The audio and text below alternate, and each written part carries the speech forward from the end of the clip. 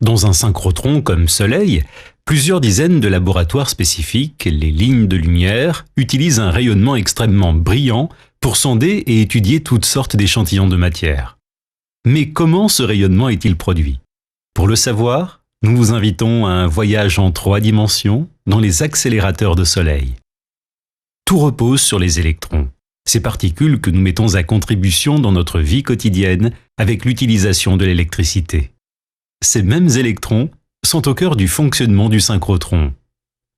Nous voilà dans la première partie de la machine, le LINAC, qui mesure 16 mètres. Le voyage commence dans un canon à électrons, semblable à celui des anciens téléviseurs à tube cathodique.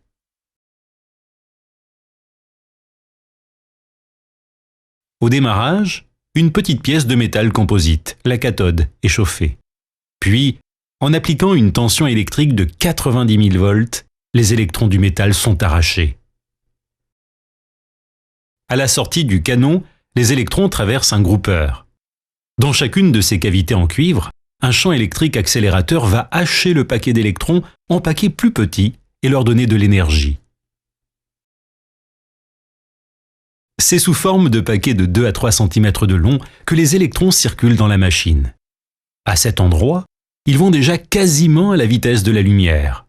Nouvelle accélération avant d'atteindre un quadrupole. Cet électroaimant à 4 pôles maintient les électrons dans l'axe, comme une loupe fait converger les rayons lumineux vers son foyer. La machine contient plus de 50 quadrupoles. Au bout du LINAC, les électrons sont injectés dans le booster, le second accélérateur du synchrotron. C'est un anneau de 156 mètres de circonférence. Il continue à préparer les paquets, à la fois en taille et en énergie. Si les électrons prennent un virage, c'est encore grâce à la force magnétique. Cette fois, ce sont les aimants dits de courbure, en rouge sur ces images, qui interviennent. Avec 36 aimants de courbure, les électrons font un tour complet du booster.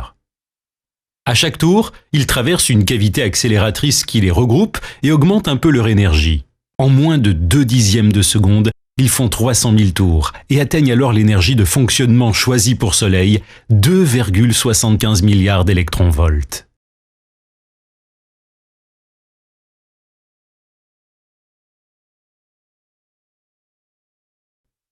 Maintenant, les paquets d'électrons sont prêts pour la dernière partie de leur voyage.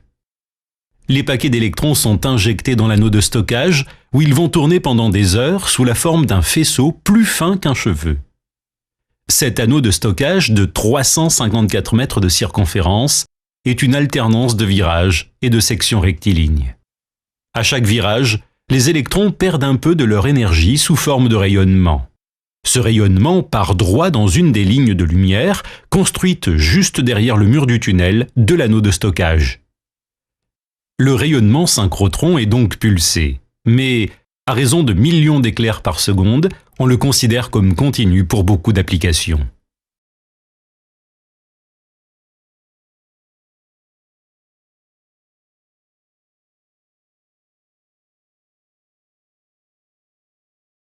Pour assurer la fiabilité de la machine, de très nombreux éléments de diagnostic contrôlent en permanence le bon alignement du faisceau d'électrons. Lorsqu'un écart, même infime, inférieur au micromètre est détecté, l'information est envoyée en temps réel à l'ordinateur central.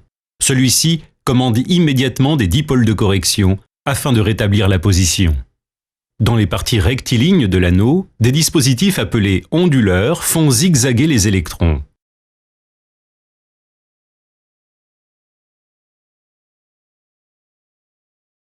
Les paquets d'électrons passent entre 2 rangées d'aimants juxtaposés qui les forcent à suivre une trajectoire ondulée. Ils émettent alors une lumière qui se cumule tout au long du dispositif, ce qui augmente considérablement sa brillance.